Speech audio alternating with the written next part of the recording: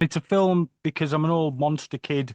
Boris Karloff being in it, I've watched multiple times and thoroughly enjoy all of Reeves. What was Boris Karloff like to work with? He was a very sweet, kind, very old man. He wasn't very old enough. It's funny. I've just discovered I'm actually older now than Boris was when he made that film. So, but he wasn't very well. His leg bothered him. He had awful arthritis, I think. But he was very game. He would do anything you wanted him to do.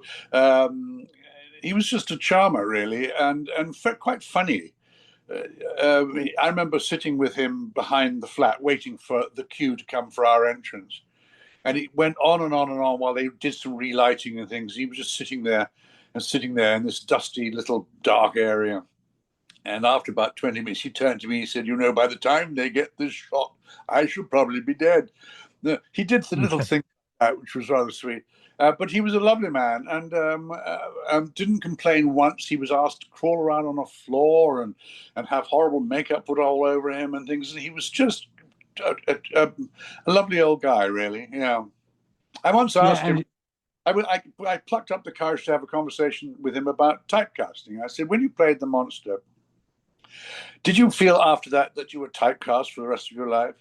He went, it was the happiest day of my life.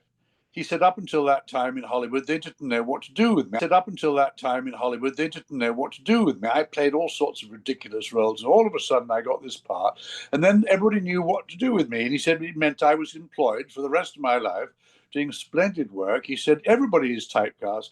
Everybody is typecast in one way or another. And he said, but being typecast, there's nothing wrong with that at all. So.